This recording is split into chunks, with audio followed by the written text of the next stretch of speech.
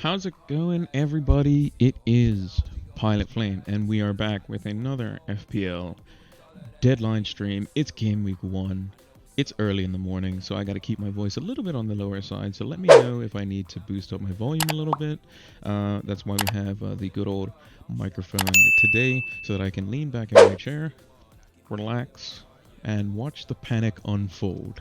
Uh, so yeah, we are back. Let me know, like I said, if the volume's a little bit on the low side, I can boost myself up, and we can go from there. But yeah, let's get right into it.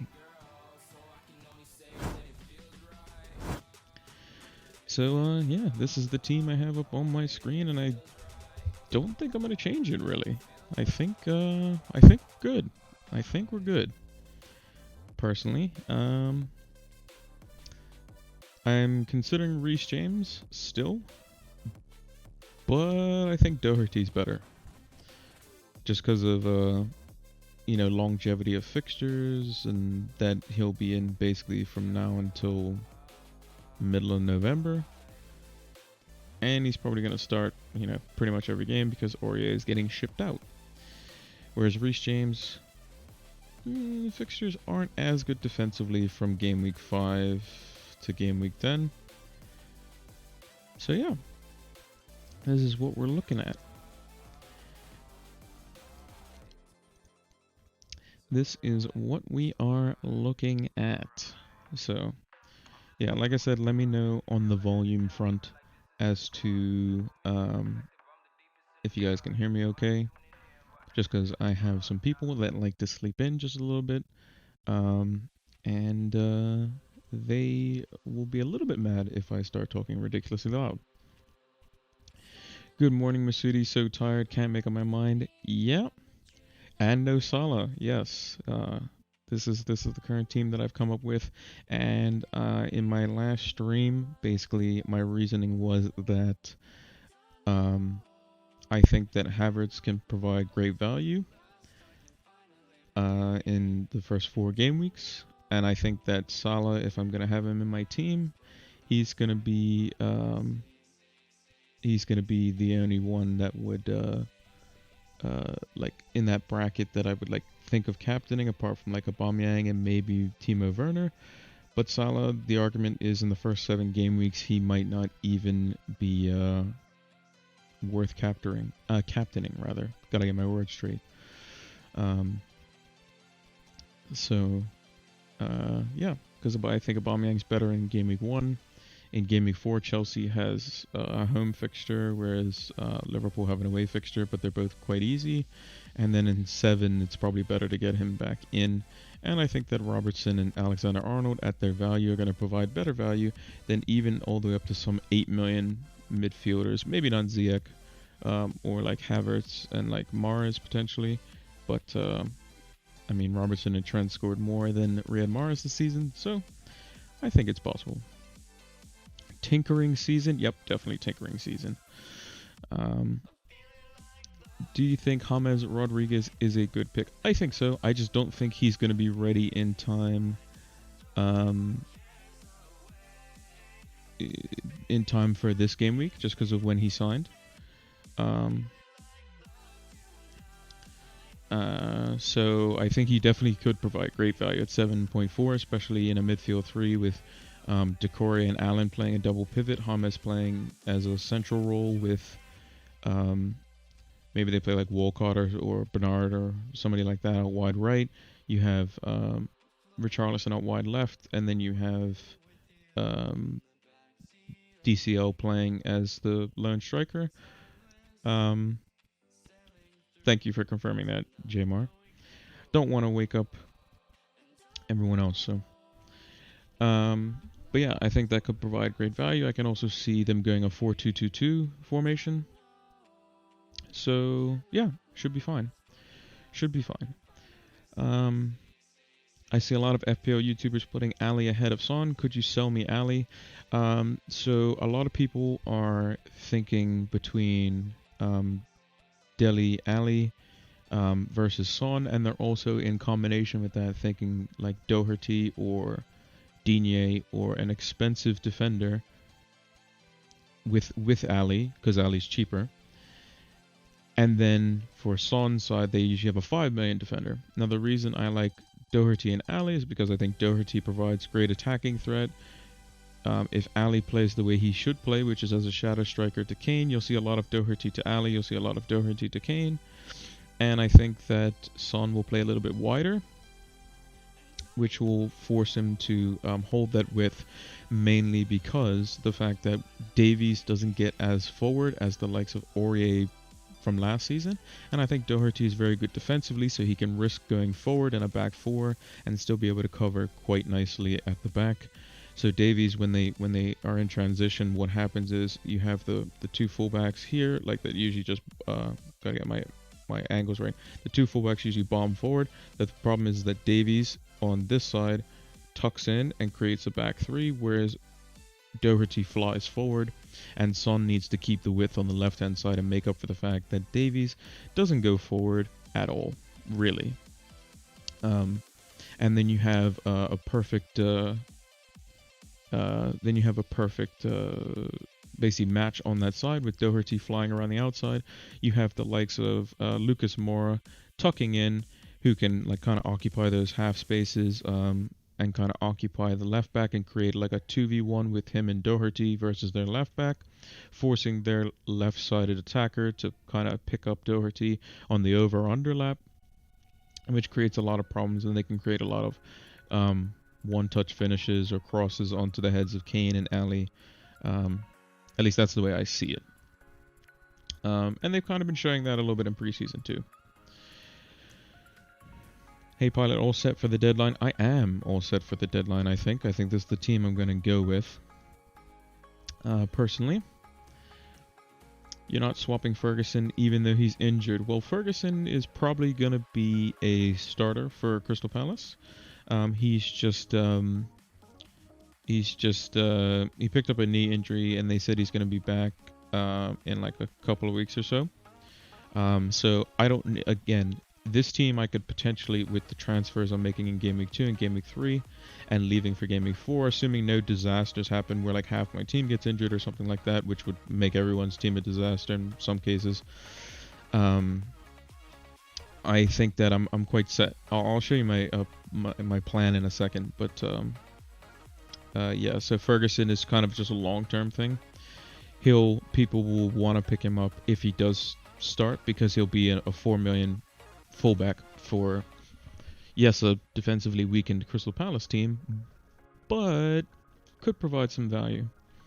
Mitchell is just on borrowed time. He's probably going to be 3-4 weeks and then he's going to be out, but we don't need to address that because I think most weeks Burke will play for Sheffield United, Ferguson will play when he's back fit for Crystal Palace, and ideally, you don't want to have to be using your third sub, so...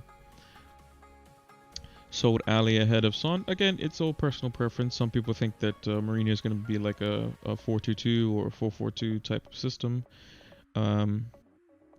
So that could be a viable strat. Mona, is this my final draft? I would like to think so. Yeah, I would like to think so. I think that I'll show you the strategy in a little bit as to what we're going for. And as to the reason why no Mane or Salah. Bruno might be quarantined, could miss Game Week 2 because he's still on holiday. That is true. However, I think he just needs to be back in time for... he'll be coming back this weekend, most likely. If he's not already on his way back, he will be back probably like today or tomorrow. And then they just basically need to just do the normal thing that the Premier League does, which is like test and whatnot. He'll probably train on his own. He'll get a test before he leaves out there probably, and that sort of stuff. Because once you get 3 negative tests, you're usually fine. So they'll take the precautions, and he'll definitely... They know that how it's going to work, because the only reason these players have been getting it is because they've been going out on holiday and that sort of stuff, and then they've been doing whatever they want to do. So whereas in the Premier League, when they post restart, basically you weren't allowed to go out at the time. You weren't allowed to, go on vacation. You weren't allowed to do all these sorts of things. So once the Premier League kind of instills that bubble, they'll be fine. Little surprise, no Mane or Mo Salah. We'll get to that in just a second. And the double up on Liverpool defense, safe, and do I have any money in the bank? So I do have double Liverpool defense, and the money I have in the bank, I'll show you, is 3 million. And I'll basically show you the plan in action. So we have 3 million in the bank, and that's for many different reasons. One is to leave flexibility, but mainly two is Man United assets. So my plan is go in with this team game week 1 with the likes of Mitchell just being a temporary cheaper defender. That is just a bench option. Burke is a bench option, and Ferguson is a bench option. So don't really need to play those guys. If Doherty doesn't start, he'll probably see some minutes. Yes, he won't see a clean sheet, but that's perfectly fine. I know he's going to start long term because they're looking to ship Aurier out. And if he doesn't, we can address that,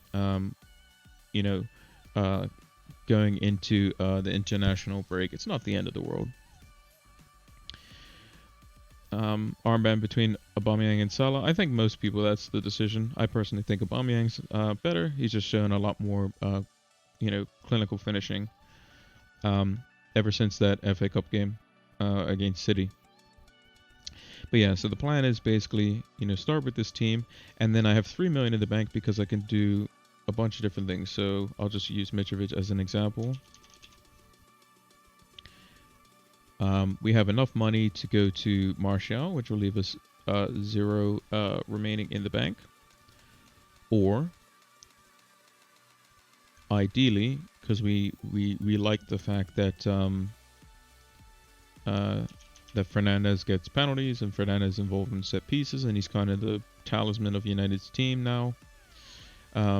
We have enough money to bring in Fernandes, so I'll just use Fernandes as an example, just because he costs the most. In terms of like a single asset.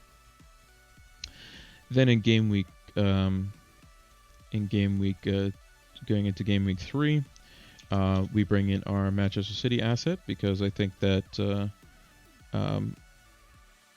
it's just good value. And De Bruyne is going to be ticking over with points, and I just think that he's going to be probably better suited in fixtures that don't seem as good, whereas the likes of Salah is very polarizing for home fixtures, whereas De Bruyne, away from home, not as good, but is probably still going to provide better than most, and again, is on penalties, is on set pieces, is on corners, these sorts of things. Game week 4, I don't plan on doing anything. And then in the international break, we can do a bunch of different things. We can get rid of Havertz because I think from Crystal Palace at home is probably their last really, really good fixture for like a double up of Chelsea attack. And then we can get rid of Havertz. We can get rid of Che Adams, in which case this would be Mitrovic if we had Martial, and we can potentially look to bring in Aguero and a 5 million midfielder, or we can potentially, depending on how things go, we can like I said, we can go into the international break with a few transfers, and we can potentially maybe by then Brewster is something that's a possibility. We can go for Rashford and get a 4.5 million forward in Brewster, or we could potentially go for Martial and then bring in a 5 million midfielder.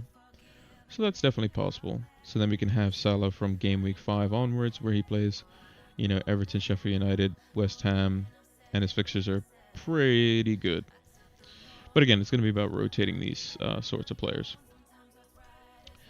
Now let's go to the chat here. Once I put this back, Okay, so where do we leave off?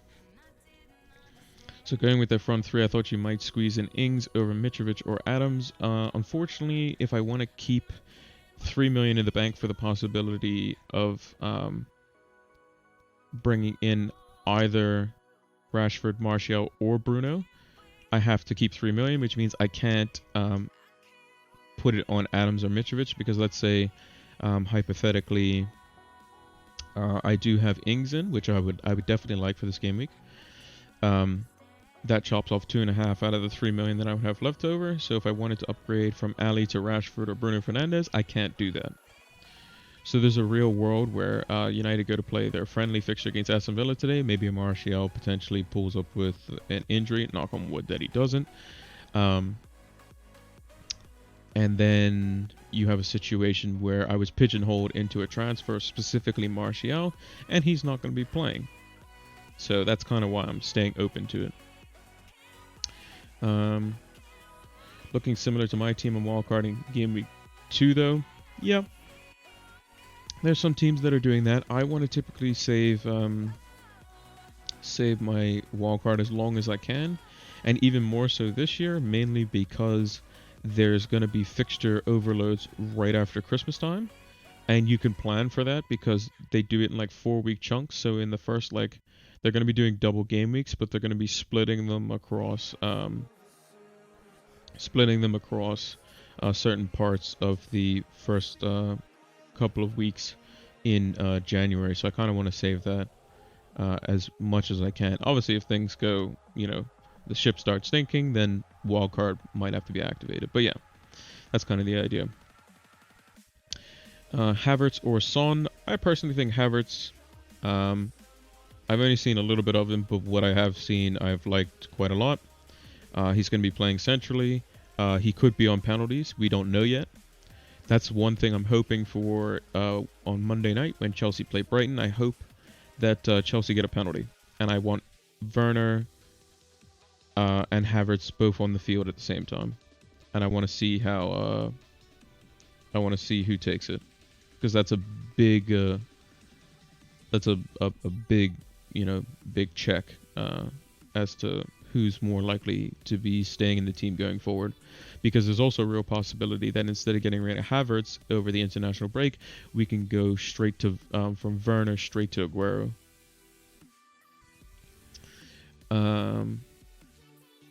Son for now for me. I've got a wildcard draft: McCarthy, TA, Robbo, Ben Davies, Charlie Taylor, Mitchell, KDB, Bruno, ASM, Foden, Reed, Werner, Mitro, and Martial. That looks fantastic. The only thing I would change is Mitchell to Ferguson, because you probably aren't going to play Mitchell with those players in the game weeks, the next couple of game weeks after that wildcard. And Ferguson will start over Mitchell because Mitchell's only on in the team because of the fact that Patrick Van Arnold is out. And when Ferguson's fit, he'll probably play over the likes of Ward and stuff. Sweetie, could you rate my team? TAA, Walker Peters, Justin, Aubameyang, Salah, Ali, Saint Maximin, and Havertz, Mitrovic, and Werner. Yeah, that looks fine. I would say to make sure that if you plan on a third Liverpool player at some point, and you have Brewster on your team, he could go to another team, but he might go to the Championship too. There's things where he might be going to Swansea. So that could be a bit of an issue, but have to cross that bridge when we get there. So I think it's a pretty good team. I've got Adams for this week, and will Adams start? I think he will. He's been starting and playing in preseason. The only thing is with Adams, unlike Ings, is that he probably won't get 90 minutes every game unless he's just like on fire potentially. So we'll have to see. So that he's kind of like what you fear in like Aguero versus Jesus. He'll probably hit the 60-minute mark or so, and then he'll have to get taken off. He might even get taken off the 55-minute mark. That is a definite risk, and that is why I think if I'm going to get rid of, one of those two, out of him or Mitrovic, and I'm bringing in Martial, I'll probably get rid of Adams. Even though Southampton are a better team.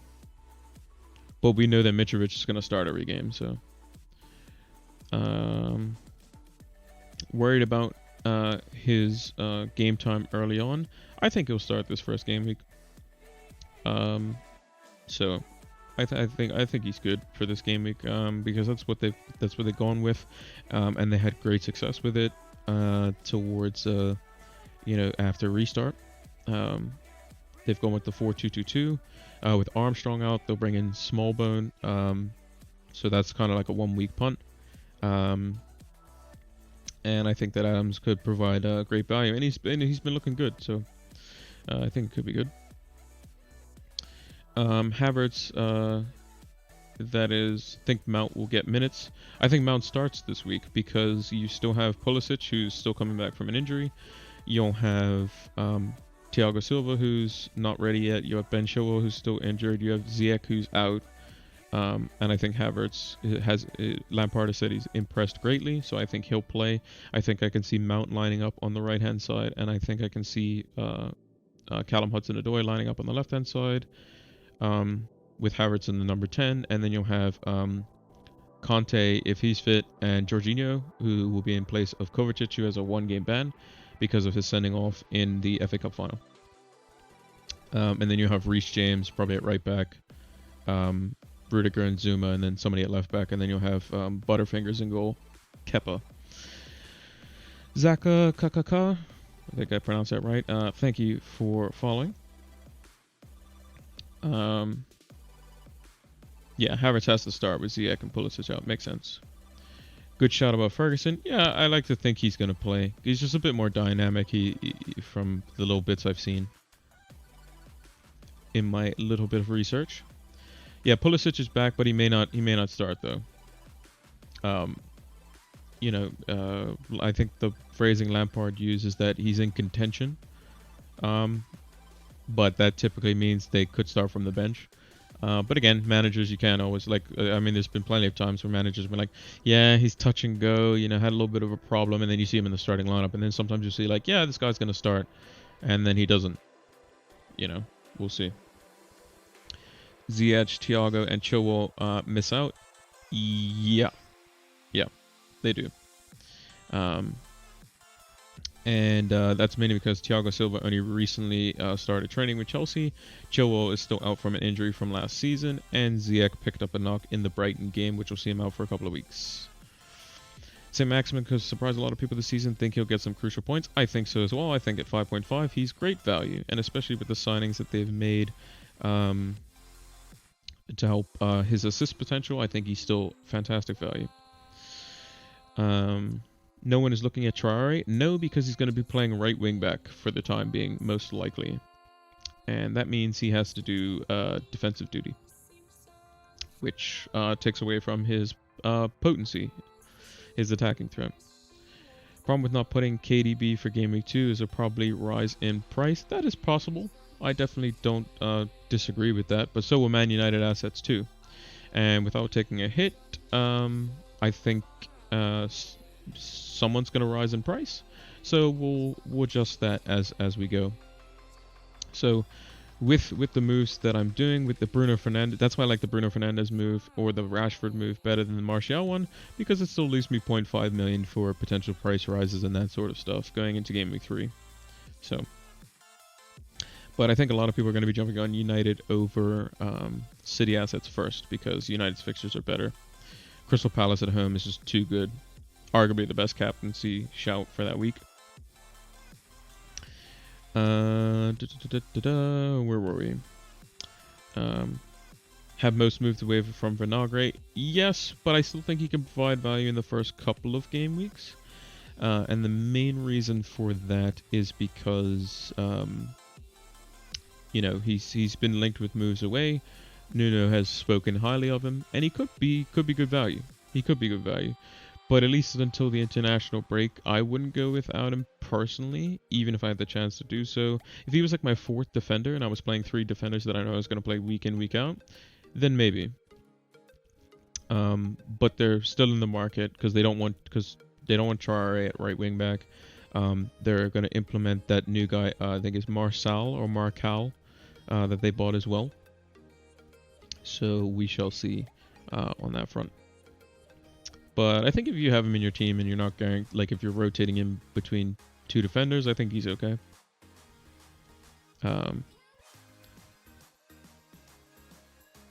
Yeah, which is why you're wild carding. Yeah, I mean that makes sense. A lot of people be doing that. I just don't think that City versus Wolves is necessarily a good fixture. Which is why I prioritize the United assets, which will United is arguably the has the biggest fan base. Actually, it probably does have the biggest fan base in the Premier League, just across the world, and it is a global game in FPL. And a lot of people, when they see United assets start to be purchased and start to increase in price rise, and they're going to be considered the most like popular team in a sense, people go crazy for United assets. Like there are times where basically if you had Bruno Fernandes, Martial, and Greenwood in your team last season and you didn't captain the right one, even though they all scored a hat trick, hypothetically, you'd get a red arrow, which is interesting. Lackstar, thank you for the follow as well. Saliba at 4.5. I think it's a good shout. At least for the first two. If Saliba is like again one of your if he's your third/fourth defender, or you're going with like the Trent 4.5s and like a Mitchell/Ferguson, I think it's definitely fine. People are worried Markel will start at left back. Yes, that is definitely possible. Should I go with Mane or Salah? If you're going to pick between the two, here's my arguments for both. So Salah being the same price as Mane, in normal circumstances when both are firing, Salah makes more sense because Salah's on penalties. The only person that could take penalties off Salah is James Milner, and he's probably going to be a bit part player this season, all things considered, as just like a backup midfielder / backup left back. And they've even strengthened in the left back area anyway with I think it's Simicas. I can't pronounce his name, but yeah. And I think that Salah gets way more shots off in a game. In terms of Mane typically starts the season off better. First few game weeks, he's usually quite explosive. And he's typically in line for a little bit more bonus points, and that is mainly because he doesn't take as many chances, and he has more big chances, or not necessarily more big chances, but the chances that he does get allow him to be in a very good position, where Salah kind of gets these little half chances, which kind of downgrades his BPS. So there's times where I've seen Salah get a brace and be in line for maybe one bonus point, which is possible. So I think they're both definitely shouts for the captaincy this week. I personally think Aubameyang is better, just because Aubameyang is the guy for Liverpool. Whereas if you're picking in between Salah and Mane, you can potentially get it wrong. Like there's a world today where Leeds come out, they're quite offensive, and Liverpool bang them on the break 5-0. Or there's also a place where Leeds is very good defensively. They go into halftime, it's 0-0. And then some things start changing, and then you see Mane playing in false 9, and maybe they win 1-0, and then Mane and Salah are on 0 bonus points, and you see like Trent and Robertson are on 3 or something. It's very possible. But I don't think that Liverpool players are worth captaining in the first 6 game weeks. Game week 7 is probably the best fixture for them. I think Leeds at home, yes, it is against a promoted team, but Leeds are very different than the likes of Norwich or these sorts of teams that have come up in previous years. I think legitimately Leeds could be mid-table or higher this season, just because of the way that they play, the intensity that they play, that Bielsa demands. So could be interesting. I think the problem with Adams is that he only gets 50 to 60 minutes. Yeah, and that is definitely a problem, potentially. But again, we knew this is the case with Man City assets, and we still bring them in when they're playing against a team that are bad. So you just have to hope that they do their damage beforehand, which I think that against Crystal Palace, who I'll just kind of check. In terms of defenders, They have Ward, Kelly, Dan, and Mitchell fit. It's not like they have the best defense in the world. So there's going to be a lot of mispositioned players. Maybe Milivojevic gets sacrificed and plays at center back or something. So could be a bit of a bit of an issue. Bit of an issue there. I think Adams plays at least 70 minutes, looking very good at the end of last season. Exactly, I think he's a great value. And again, if he looks worse than Mitrovic, and we want to bring in Martial because of the way of what he shows in the potential preseason fixture that they have today versus Aston Villa, which is being a delayed broadcast on MUTV. We can go from there. But if again, there's so many 6 million forwards that it's always nice to potentially go to whichever one we want. And the thing is, if we have to, we can always potentially change some things up. But I think for the first part, again, 6 million forwards, you're not really asking too much out of them. You have to think them kind of as like a mid-price midfielder. So if St. Maximin, Che Adams, and Mitrovic, these priced players, if they get a return 1 every 3 games, that's fine with us. We're perfectly fine with that. Now, if Havertz is getting a return 1 every 3 games, then we're not looking too hot, unless that returns a double-digit hole, in which case, then we're okay with that. Is Souček out? No, he's not. He's apparently the quotes from David Moyes was that he's back and he's ready. So they conceded, I think it was 5 against Bournemouth in their preseason game, and I think that Souček's going to come back in and basically play like that false number 10 role. Souček reminds me a lot of Fellaini when he used to play under David Moyes at Everton. So I think he's definitely kind of a crucial. So he was self-isolating in the Czech Republic, and I think he's fine now. So I think it was just one of his contacts that potentially could have had it, and they tested him and that sort of stuff, and he's fine. Salah over Mane for sure. Again, I think that Mane can still provide great value. I just think that what FPL should have done is price Mane at 11.5 if they were going to price Salah at 12 to at least give a decision, because Mane at 11.5 can provide a completely different argument in that case because he's cheaper. Whereas Salah and Mane, it's like Salah and Mane, Salah takes more shots, Salah's on penalties. It seems like the attack favors Salah anyway. So, yeah. Any Leeds attackers worth it? They did really well in the championship, and with Rodrigo coming in, it seems a bit tempting. I would wait and see on Leeds attackers, personally, to kind of see how they play. Because, again, Bielsa's one of these managers that has, he's very tactically astute. He's going to be looking at the enemy opposition and seeing what he best,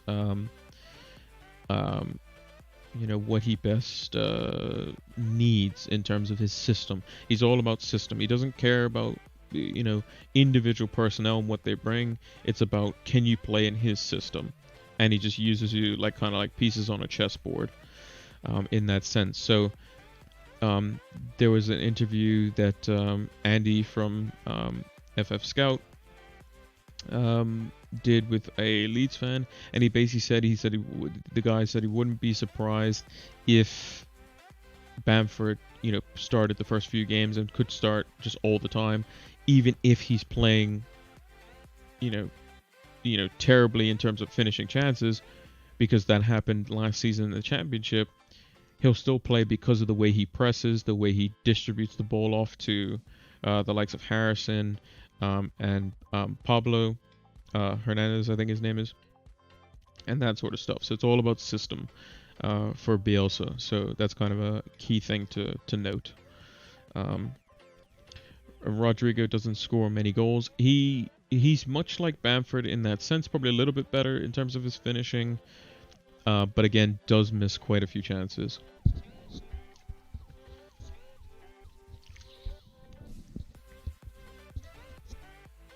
But I think that it could be interesting. I personally think that if you're gonna look at potential Leeds attackers, you probably also have to consider um, Leeds fullbacks, so like Eiling and Dallas, because the way they play is they create a three-man overload on either side, and you have Eiling and Dallas could potentially be in the right wing position. They could be in the inside forward space, or they could be in the fullback space at any given time, depending on how they rotate players. Like Bielsa likes to have a complete team, basically. So yeah, likes to have players with playing in a bunch of different positions.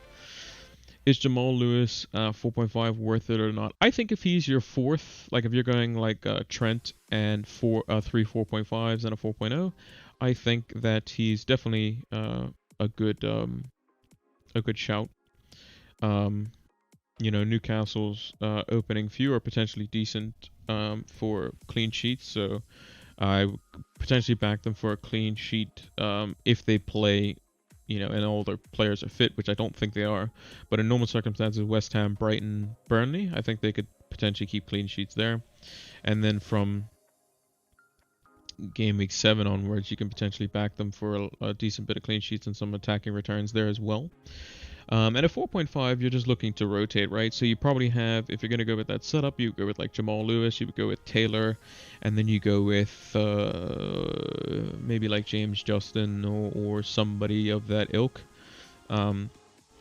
to kind of pick the best two. The only problem with that is that there's going to get times where you're going to be up against there's going to be a worse game on fixture, but that player's going to get a clean sheet instead, which can happen, but that's the risk that we take. Rate my team, please. Yeah, Mono, you can post it in the chat and we will take a look at it for sure. We read that one. Adams or Calvert-Lewin. Now, ideally, I would have Calvert-Lewin over Che Adams. Mainly because of the fact that even though James isn't starting, he's going to be in game week 2, almost certainly. Decore and Allen will start most likely, and they'll probably play Sigurdsson in James' role. If they're playing like a midfield, like midfield 2 with the number 10. And what may end up happening is James might end up being deployed as a inverted like right-sided attacker. So you basically have Calvert-Lewin as the number 9, Richarlison out on the left, James out on the right, Sigurdsson through the middle, and then you have your Allen and Decore like workman pivot, and then you have your back 4, which is perfect because Digne likes to get forward, he likes to do the overlap specifically and cross the ball in, and basically what that allows for is James can drift inside, pick up those half spaces, interchange with Sigurdsson, and create a whole bunch of havoc there. Or when James plays the number 10 role, they can go with a more traditional like right-sided attacker and like Walcott or Bernard or somebody like that. Lots of good 6 to 6.5 million striker items. Yeah, exactly. If you have 0.5 million in the bank, you can change them out for anything. And that's one thing that I like about the Liverpool defenders. So I'll just touch on that quickly. Even if they don't work out, like I know in the first few game weeks, I don't expect them to keep a clean sheet versus Chelsea or Arsenal. If they keep a clean sheet, versus Leeds, which I think that they very well could, I think that's fantastic. If they get 1 out of 3 clean sheets in those games, I'm perfectly happy. My thing is that you have to consider Robertson and Trent Alexander-Arnold as midfielders that can also get clean sheets. Because they're the same price, like Robertson's the same price as like Madison and Grealish and these sorts of players, and they're scoring 30, 40, 50 points more.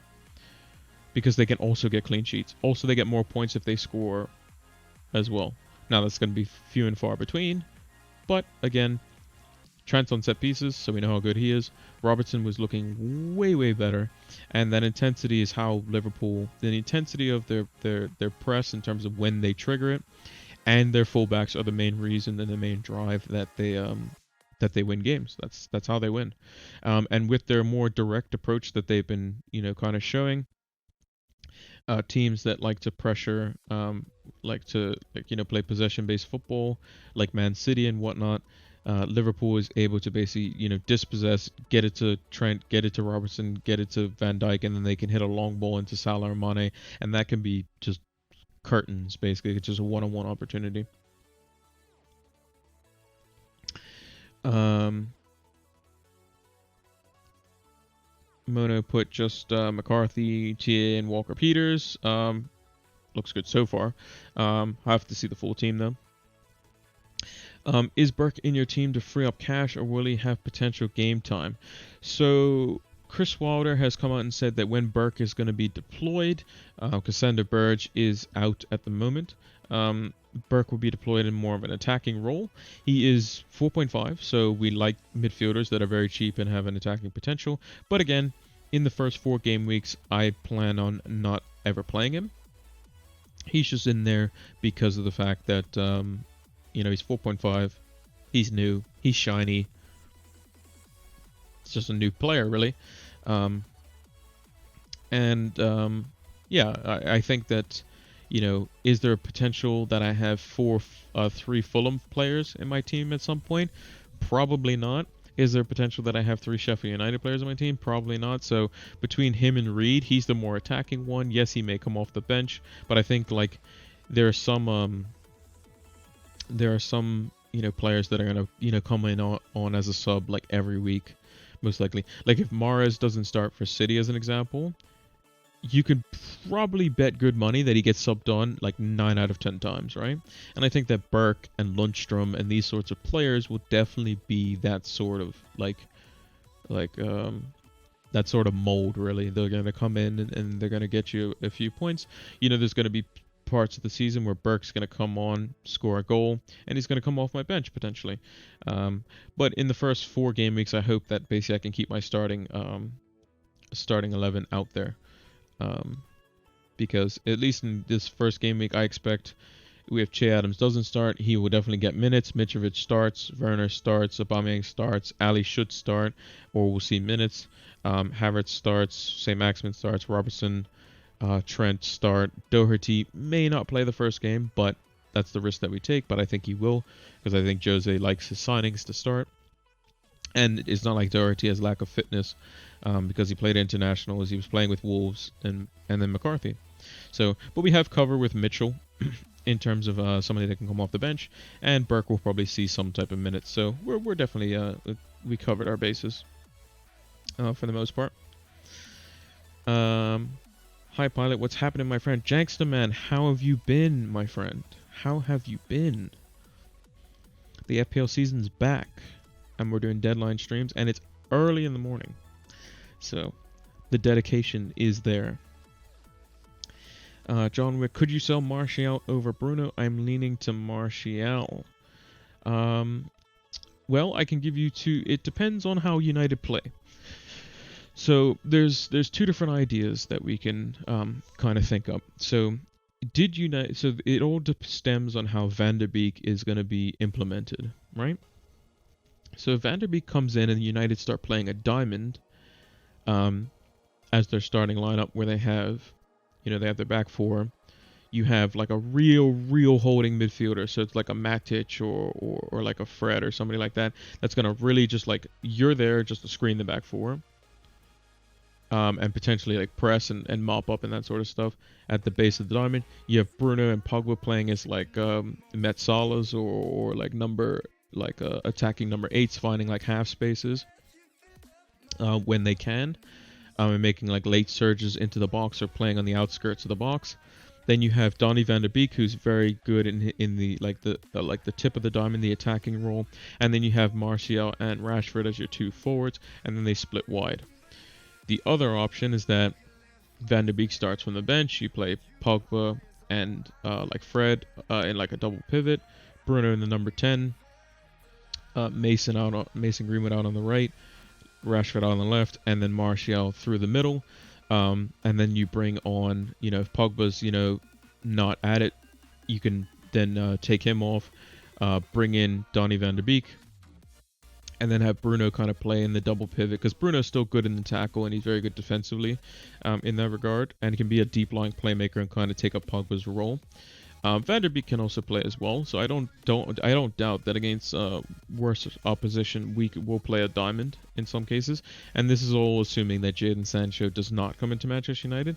If Jadon Sancho comes into Manchester United, I think that it makes Bruno and Martial a lot better.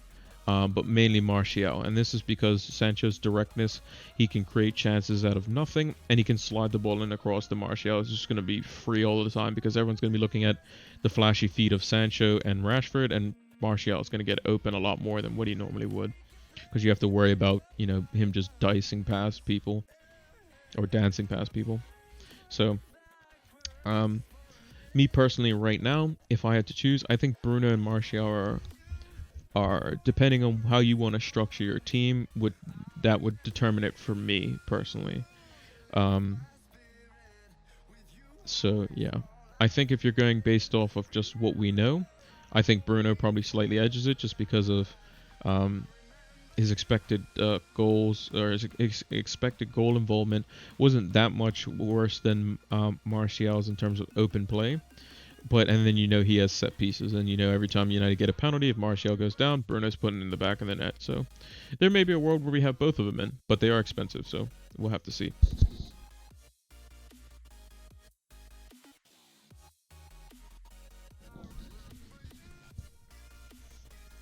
Okay, Mono has put in his team here. So McCarthy in goal, Trent Alexander-Arnold, Walker-Peters, and Doherty. Salah, Aubameyang captain, Havertz, St. Maximin, Mitrovic, Werner, and Adams or Calvert-Lewin. Can make a weaker bench, including Shaw, to bring DCL versus Adams. I think that is a potentially good plan. I think DCL is going to get better, and that is because James Rodriguez is really good. And if Allen, Decore, and James play the way that I think they will play, that makes DCL a much better option because it makes it so that they're likely to play a midfield double pivot with Allen and Decore being two more box-to-box style midfielders, but Allen kind of playing more of the defensive, like screening style. And then you have, Decore kind of making late runs into the box and very good on set plays and just kind of being that destroyer style, and then James being like the creative outlet with Richarlison and the other right-sided attacker being like inside forwards or holding the width, depending on how they want to go about playing, because there's also like murmurs that Kenny is potentially going to be playing over Seamus Coleman long term, which is quite exciting. 4.5 million fullback could be interesting. And then you have Digne as well, who's on set pieces, who also likes to go on the overlap and create chances. So I think that DCL is definitely going to get better. Me personally, he's not for me right off the bat because I don't think James is ready in time. And they need a little bit of time to gel, I would think. And DCL has shown his inconsistencies, and against Spurs in their opening game, it's going to be a little bit tougher, I think. He's going to be maybe a little more isolated versus a Mourinho side, so we'll have to kind of see how they play out. Whereas the likes of like Werner and Havertz, you can make the same assumption, but they've already played against, Werner's played against Brighton, and Havertz and Werner are both German, and I think that they'll know how they want to play because they play on the same national team too. So I think that chemistry is already really there, and I think that they're going to hit the ground running because they're just levels above in that regard. Like Dominic Calvert-Lewin's like he's a run-of-the-mill decent striker in the Premier League. Werner's a Bundesliga destroyer and a German international. Havertz is a generational talent, so we shall see. Son or Rashford for Game Week 2, what do you reckon? I think if I had to choose right now, who do Spurs have in Game Week 2? I would say Rashford first look, just because Rashford has a better fixture, although Son's form is better than Rashford's at the moment. But again, fixture versus form, that's the whole argument. I would say Rashford, maybe a little bit of bias because I'm United. But I think that Crystal Palace are going to be one of the teams that potentially could get relegated this season, which is unfortunate because I think they have the best kit in the Premier League this season. Personally, I like the whole design of their kit. Um, so I think overall, in terms of like all the kits, in terms of like their home, away, third strip, I think Arsenal's like combination of three is the best, personally. Even though their home kit's okay, I think their away kit and their like their away like marble kit and their third strip looks really cool. To be fair. Um, I was here has followed. Thank you so much. Much appreciated. I got Areola instead of McCarthy since I have Walker Peters. Do you think Areola's going to play? Well, I think they loaned him. Is he Fulham? Yeah, I think Well, it's weird because um, with Areola, I'm not sure he's going to come in and start immediately over Rodak. Or Rodak, I don't know how to pronounce his name, so it is a bit of a risk there, but you think if they're loaning in a goalkeeper who's coming from PSG, if I remember correctly, very talented, young player, I think he could be, very good,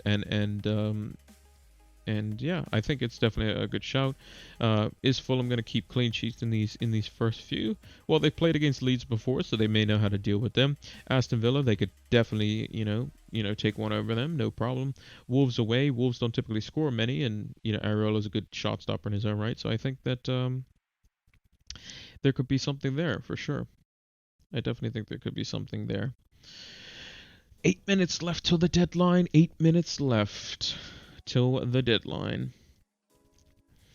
I know you don't have Salah, but Salah or Aubameyang captain Gameweek 1, which and why? I think Aubameyang personally, and the reason I think that is because he has a better fixture in terms of his opposition. Fulham are going to basically let Arsenal do what they want. Arsenal have been more resilient to the counterattack with Arteta's system, so I think defensively they showed up a little bit more. Whereas Leeds are, they're in my mind a mid-table Premier League team already. We'll have to see kind of where that kind of fits them. Whether it could be anywhere from 15th to 5th, really, depending on how teams take them seriously and that sort of stuff. So it could be quite interesting on that front. Getting back to the Aubameyang Salah thing, I think Salah, in terms of the arguments that you make for both, Salah takes a lot of shots. He's always involved. He gets a lot of chances, but not necessarily big chances. But he's not as clinical as Aubameyang, who is also on penalties, does take his chances well, and is, can be, very good on his day. And Aubameyang, I can't remember what the stats were, but basically when Aubameyang played against a team that was like in the bottom half, he always found a way to score. Whereas Salah, that wasn't necessarily the case.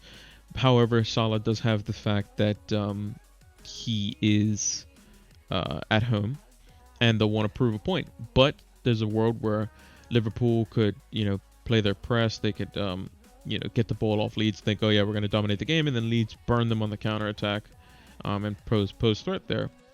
Which is why I think that Leeds could be a good proposition, could be a very tough team to play against, whether it be home or away. They've shown that they're great in both aspects. I think just Liverpool's quality might show through in the end, which is why I'm not expecting, if I don't get any clean sheets in the first three for my double Liverpool defense, that's perfectly fine. We just have to hope for attacking returns. Again, we consider Trent Alexander-Arnold and Robertson as midfielders that can get clean sheets. That's the mindset that we have, because that's the pricing that they kind of value themselves at. And we have to think about price points in terms of all positions. So for 7 million, what can I get? Well, last season and the season before last, nobody was better than Robertson at 7 million. Just like, he just gets more points. And that's kind of how we go with for that. Third defender game week 1, Walker Peters, Palace away, Mitchell, Southampton at home, or Justin West Brom away. I would say, personally, Walker Peters over those three. My reason is because Southampton will have the majority of the ball versus Palace. Southampton are very good in terms of just like disrupting play and creating chances with their intensity. Crystal Palace are a team that are very, very, very vulnerable to teams that have a lot of speed and have a lot of pressing capability, which Southampton do, because these guys like Milivojevic and players of that regard, Jordan Ayew, they like to have the ball with a little bit more space so that they can make a little bit more decision.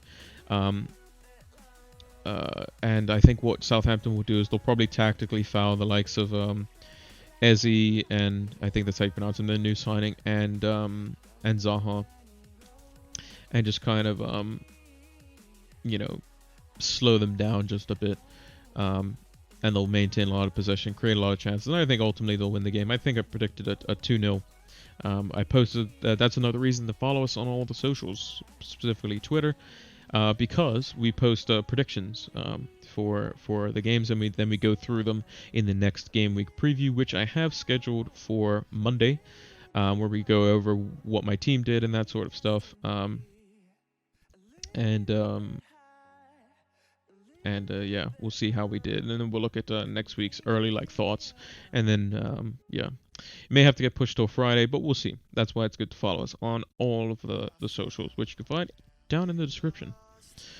It's PilotFlame226 on all platforms. You'll be able to find me. Thank you for the help. Great stream. Keep up the good work, and good luck on your team growing all the time. Flame emoji. Yes, I like that. I like the fire emoji, and thank you so much. Appreciate all the support as well. I know it's probably crazy hours for some people as well. I know there's a lot of people from all different parts of the world that play this game, and they're dedicated. So there's a large portion of players that play from India, from Spain, from Italy, from America, from the UK to Iceland to Norway. There's so many different countries that play, and it is a global game, which is why the dedication is there. That's why we do the deadline stream, and willing that this season continues to go as expected, which we hope to do even better. We are looking to do deadline streams every week, so hopefully we can keep that up. Let's see, what time do we have here? Less than 2 minutes to lock in your teams. So if you have any last minute moves, last minute questions, make up your minds now, because it's getting close, and you don't want to have last minute lock-ins fail and that sort of stuff. Is that Zaka? Is that the Norway heart? Yes, it is. Yeah, let us know where you're from. Let us know where you're from and where you're going to be enjoying the FPL season, because most people aren't traveling, or at least most people shouldn't travel, at least during these times. But and Janksterman says good luck. Good luck to you all as well. I expect to have a good season this year. We did 33K last year, and I want to get my goal, which I would be very, very happy about, is a 4-digit finish. So inside the top 10K. That is the goal. So hopefully we can go ahead with that. So should be very very interesting.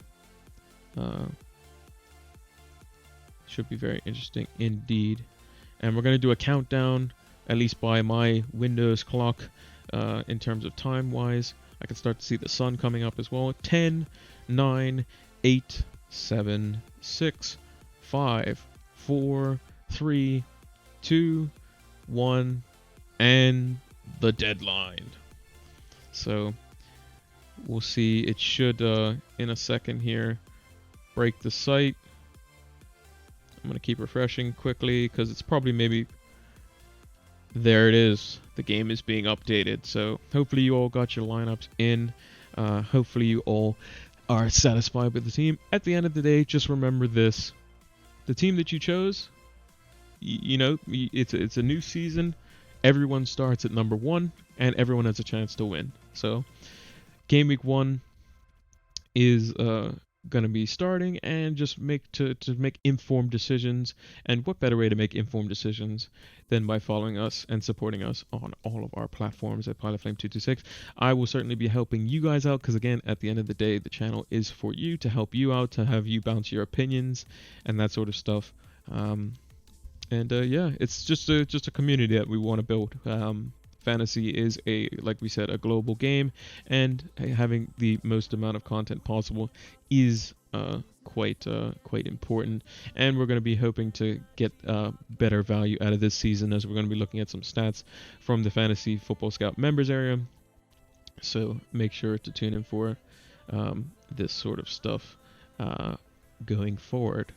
This was very informative. Thank you once again. Neep, you are much appreciated, as are all of you in the chat as well. I appreciate every single one of you. And yeah, like I said, make sure to tune in to all of our socials to get updates for when we're going to be doing our next streams and that sort of stuff. Again, we're going to be doing deadline streams. I even made a special alarm time slot specifically to reoccur every Saturday, so that I can get up and do deadline streams. So should be quite interesting as well.